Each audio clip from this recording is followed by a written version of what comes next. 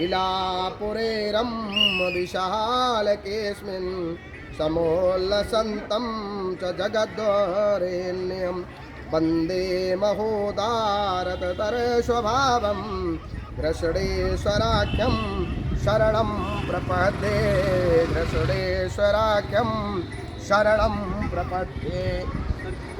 भगवान भूत भावन देवादेव महादेव शिव शंकर कैलाशपति इस समस्त भारतवर्ष में सौराष्ट्र सोमनाथम च श्रीशैले मल्लिकार्जुन उज्जैनिनम महाकाल ओंकार ममलेश्वरम पराल्यम वैद्यनाथम डाकन्या भीमशंकर सेतबंधेतु रामेश्वरम नागेश द्वारकावने वाराणस्याम विश्वेशम त्रम्बकम गौतमी तटे हिमालयम तु केदारनाथम घृष्णेश्वर शिवालया 12 ज्योतिर्लिंगों के रूप में प्रतिष्ठित है। और 12वां ज्योतिर्लिंग ये मैं जहाँ पर मैं आज खड़ा हुआ हूँ, भगवान श्री हजारी महादेव की कृपा से ये भगवान श्री घृष्णेश्वर महादेव के संबंध में कथा बताई जाती है। दक्षिण दिशा में एक सुधर्मा नाम का ब्राह्मण रहा करता था, उसकी पत्नी का नाम सुदेहा था।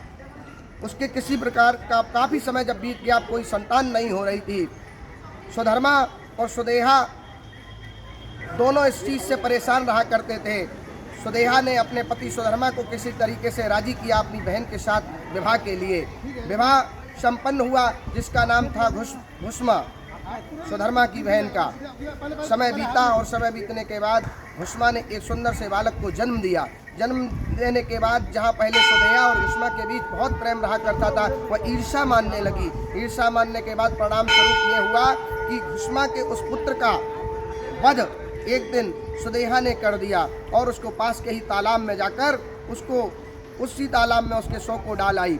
घुष्मा जो कि परम शिव भक्त थी, इस बात से विचलित नहीं हुई कि उसके पुत्र की मृत्यु हो चुकी है।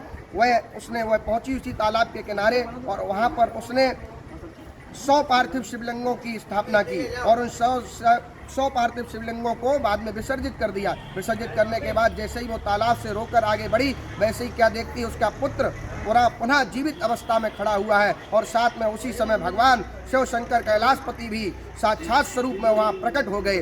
घुष्मा उनके चरणों में गिर पड़ी। भगवान शंकर क्रोधित मुद्रा में थे, वे घुष्मा का वध करना चाहते थे। घुष्मा का नहीं, सुदेहा का वध करना चाहते थे। घुष्मा ने उनके चरणों को पकड़ लिया और कहा कि हे भगवान, ये मेरी बहन, इससे गलती हो गई, इसको क्षमा कर दीजिएगा। आशुतोष है महादेव, उन्होंने क्षमा कर दिया और इस स्थान पर हमेशा हमेशा के लिए ज्योतिर्बिंद स्वरूप में घुष्मेश्वर नाम से विख्यात हो गए। वंदे देव उमापतम सुरगुरम वंदे जगत कारणम वंदे पन्नगभूषण मृगधरम वंदे हम पशुनां पतम वंदे सूर शशांक बहिन नयनम वंदे मुकुंद प्रियम वंदे भक्त जनाश्रयम च वरदम वंदे शिवम शंकरम। भगवान श्री घृष्णेश्वर आप सभी के जीवन में मंगल करें। हर हर महादेव। जय घृष्णेश्वर महादेव की जय।